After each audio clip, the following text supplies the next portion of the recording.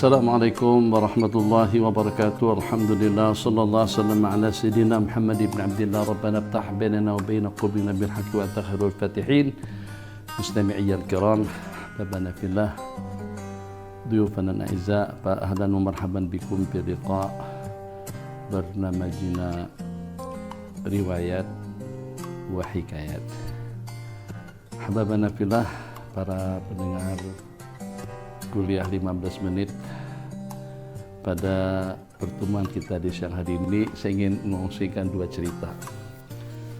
Cerita ungkapan kata-kata daripada Imam Qadhi Shuraih, dan yang kedua cerita daripada Imam As-Sudi yang menceritakan tentang seorang wanita yang dilanda suatu musibah terhadap tanaman yang ditanamnya.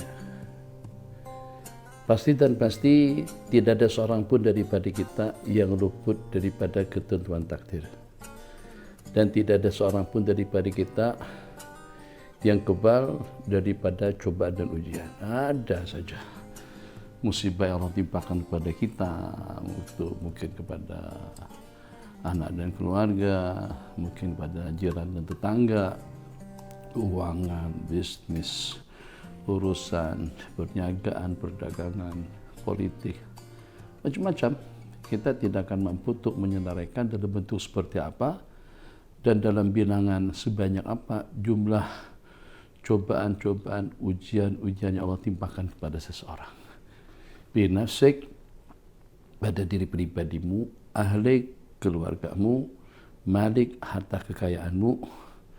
Dari sejumlah sekian musibah yang Allah timpakan, tentu tidak ada musibah yang paling besar daripada musibah allati taqa'u bid-din, daripada musibah yang menimpa kepada agama.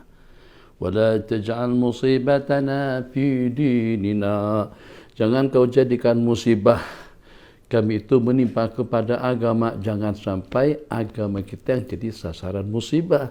Tak solat itu musibah kepada agama, tak puasa, tak bayar zakat, mencarut, berdusta, menipu, samsing, zalim, diktator, riba, zina, judi, atau juga dengan mengopat, ngadu domba, itu semuanya musibah yang Allah timpakan kepada seseorang pada agamanya.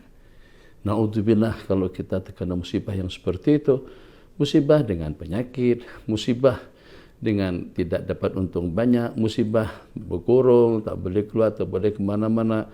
Sejak daripada pagi tadi itu saya perhatikan daripada atas, Masya Allah, di KL kereta banyak, di bawah tu beratur, jalan jam, sampai sekarang nih banyak.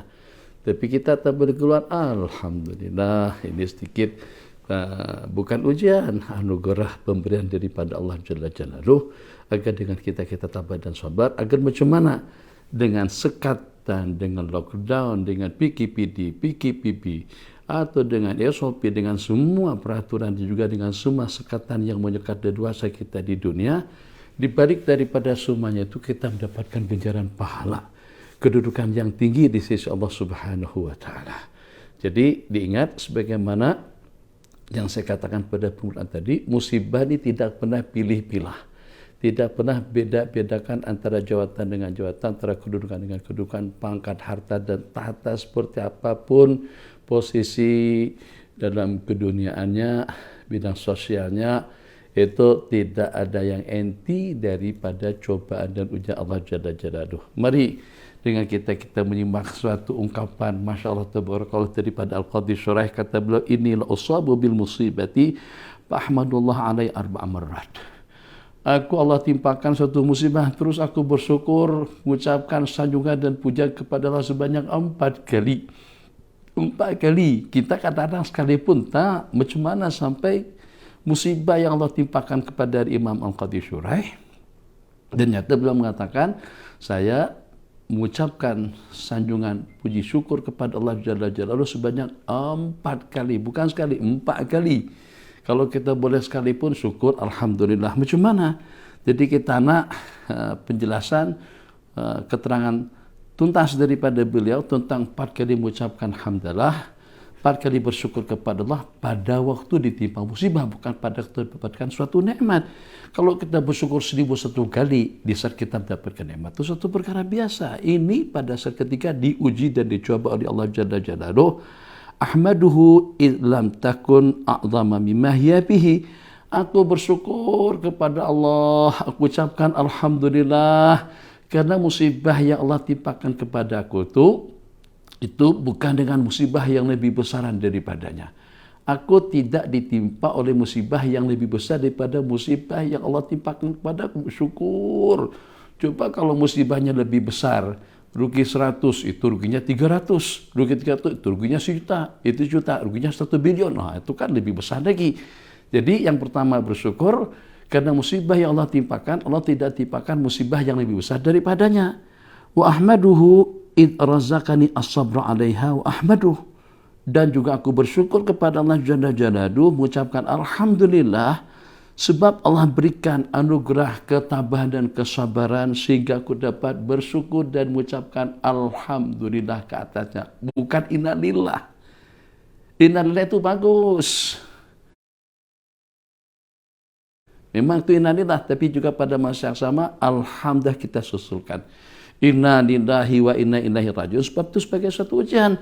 Tapi juga pada masa sama kita ucapkan alhamdulillah. Kenapa? Karena kita mampu untuk sabar dan tabah atas cobaan, derita, ujian yang Allah timpakan kepada kita. Wa ahmaduhu, dan juga aku mengucapkan hamdalah kembali id waffaqani lil istirja lima arjuhu minal at-thawab.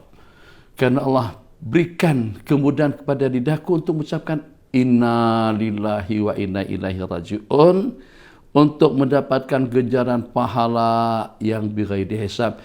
Innama yuwaffas sabiruna ajrahum bighairi hisab. Allah berikan balasan kepada orang sabar itu dengan balasan yang tanpa ada hisabannya, tanpa ada sukatan dan bilangnya, tak ada sukatan yang mampu untuk menyukat, hitungan yang mampu untuk menghitung. Hamdalah yang pertama, pada saat ketika dengan kita diuji dengan suatu ujian, Allah tidak timpakan musibah dan ujian tadi itu dengan ujian yang lebih besar. Hamdalah yang kedua, dengan kita mampu tabah dan sabar. Hamdalah yang ketiga, karena kita dapat beristirja, ucapkan innalillah. Innalillah, artinya kami ini miliknya Allah. Kalau miliknya Allah, suka Allah lah. Allah nak ambil, Allah nak tarik. Macam mana Allah berkehendak? Sebab dengan kita miliknya Allah Jalla Jalaluhu. Inna lillahi, kita adalah miliknya Allah. Wa inna ilaihi raji'un, dan juga kepada Allah lah kita akan kembali. Itu dah 3 kali syukur, 3 kali hamdalah. Yang keempat, wa ahmaduhu idlam yaj'al habidini. Dan ini yang paling penting. Dan aku bersyukur kepada Allah Jalla Jalaluhu, sebab musibah yang Allah timpakan kepadaku itu tidak berlaku pada agamaku. Ini musibah yang berlaku kepada kita sekarang, ini musibah pada agama. Tak boleh salat berjamaah, musibah kepada agama. Masjid ditutup, ini musibah kepada agama. Tak boleh salat Jumat, musibah kepada agama. Ada orang-orang tidak boleh tutup aurat, musibah kepada agama. Ada orang-orang pada di Jumat, tepat pada saat waktu salat Jumat dilaksanakan, di beberapa tempat ternyata kita hura-hura berpoya-poya, ternyata kita bersimbang, ternyata kita beseng, ternyata kita tidak merasa bersalah atas suatu kesalahan yang kita lakukan. Ya memanglah kalau tidak salah pun karena kita ada sebarang keunduran, tapi kita terelak daripada triliun angka yang tidak dapat dihitung dengan ucapan. Kerugian kita pada waktu kita meninggalkan salat Jumat, salat berjamaah, itu tidak dapat dihitung dengan angka dunia, dengan segala isi-isinya. Ini dengan kita, alhamdulillah, kalau pada waktu ditimpa musibah, supaya kita tidak rugi 2 kali, sudahnya dengan sekatan musibah dan malapetaka yang Allah timpakan, terus tidak dapat apa-apa, kita nakkan apa-apanya, ingin mendapatkan apa-apanya, mendapatkan segala-galanya. Alhamdulillah, tidak diuji dengan cobaan yang lebih besar. Alhamdulillah, karena kita boleh tabah dan sabar. Alhamdulillah, karena dapat istirja, kembali kepada Allah Jalla Jalaluhu, semuanya milik Allah Subhanahu wa ta'ala. Dan keempat, tidak menimpa kepada agama kita. Cerita yang kedua, ada waktu kita dalam 4 menit, tadi agak terlambat sedikit, minta maaf. Bismillahirrahmanirrahim, kata Imam As-Suli. Cerita daripada Al-Barr Al-Qadhi, aku melihat seorang perempuan di sebuah kampung, di sebuah desa. Wa qad ja'al bardu fadhahaba bi zar'in laha. Pada masa musim sejuk, semua tanaman yang dia bercocok tanam itu lenyap dan sirna. Habis semua tanamannya disebabkan karena suasana atau karena dengan cuaca sejuk yang ekstrim. Maka orang ramai pun datang mengucapkan taziah, makcik tak apalah, makcik kena sabarlah, kena tabalah, ini adalah satu ujian, ini sebagai suatu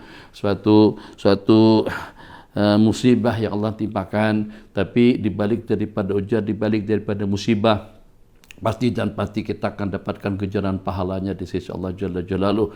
Orang ramai mengucapkan takziah. Ya biasalah, selamat ya, bukan cuma selamat bagi orang yang paham, tapi musibah bagi orang yang tidak mengerti. Orang yang ngerti tentang cobaan musibah yang seperti apapun bentuknya, dia yakin itu datanya daripada Allah Subhanahu wa Ta'ala. Jadi mereka berbondong-bondong mengucapkan takziah kepada wanita tadi itu. Wanita tadi itu mengangkat tangan. Ya wa rafa'at ra'saha ila sama. Dia menadahkan pandangannya ke langit seraya berkata, Allahumma antal ma'mul li ahsanil khalaf. Ya Allah, engkaulah harapanku untuk mendapatkan sebaik-baik pengganti. Wa biyadikal iwadu amma talab. Dan di tanganmu lah, di sisimu lah pengganti atas sesuatu yang telah pergi. Faf'al ma anta ahlu, maka lakukanlah sebagaimana layaknya dengan keagungan dan kebesaranmu. Fa inna arzaqana alaik wa amalana munsarifatun ilaik. Sebab sesungguhnya rezeki kami itu di tanganmu, angan-angan dan harapan kami itu hanya tertumpu kepadamu.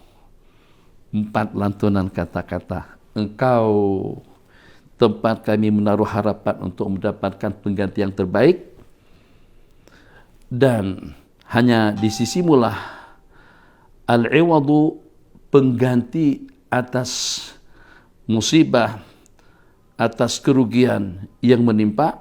Al-iwadu amma talaf, maka lakukanlah sebagaimana layaknya, perlakukanlah aku sebagaimana layaknya dengan kebesaran, kepemurahan, rahmat dan kasih sayangmu.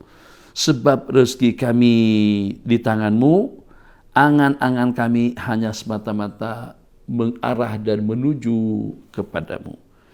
Qala, kata Imam Al-Barul Qadhi, tak lama kemudian terus melintas salah seorang daripada Al-Ajilla, salah seorang daripada hamba Allah yang mulia. Rajulun minal ajilla, di kalangan orang-orang yang mulia, di kalangan orang-orang yang agung di sisi Allah. Wahudisa bima kana laha. Terus ada yang informasikan kepada orang mulia, kepada orang dermawan. Tadi itu dia mulia dan dermawan tentang kejadian yang berlaku. Ada yang menginformasikan, bukan perempuan yang bercerita, perempuan itu senyap, ya perempuan cuma ngadu pada Allah Jalla Jalaluh. Ilmu bihali yughnin an su'ali, ilmunya Allah tentang keadaan kita itu tidak perlukan kita untuk meminta. Allah tahu tentang keadaan kita sekarang seperti apa. Kita semuanya risau, takut, bimbang. Allah tahu. Yang penting kita buat silah dengan Allah, buat hubungan, rabitah. Jangan lupakan Allah dalam keadaan seperti apa saja, berzikir, banyak-banyak istighfar, banyak-banyak mengucapkan la haula wala quwata illa billahil aliyil azim, la haula wala quwata illa billahil aliyil azim, la haula wala quwata illa billahil aliyil azim. Perempuan tadi itu tak cakap, hanya berkomunikasi dengan Allah Jalla Jalaluh dengan rangkaian ratapan yang telah saya bacakan tadi. Setelah diinformasikan oleh seseorang kepada seorang pemurah yang mulia, qala bawahaba laha 500 dinarin. Laki-laki mulia pemurah tadi itu memberikan kepada wanita tersebut sebesar 500 dinar emas. Mungkin 500 dinar emas itu tidak terperanjat dengan kita karena sebutannya setakat 500 aja, bukan bilion. Nanti saya hitungkan 500 dinar emas, 1 dinar emas itu dengan nilai duit sekarang sama dengan 1.000 ringgit. Berarti perempuan itu mendapat 500.000 ringgit, 500.000 RM daripada orang tadi itu takwid. Itu angan-angan kami hanya kepada kamu, harapan kami hanya kepada kamu, minta kami hanya kepada kamu, rezeki kami juga di sisimu ya Allah Jalla Jalaluh. Keluhan dan ratapan seperti itulah yang asbab musababnya laki-laki berkenan, yang menggerakkan hati orang tadi itu tentunya Allah Subhanahu wa taala. Lebih 1 menit kuliah 15 menit. Wa ila liqa'in akhar. Insyaallah kita akan berjumpa kembali di lain kesempatan insyaallah pada hari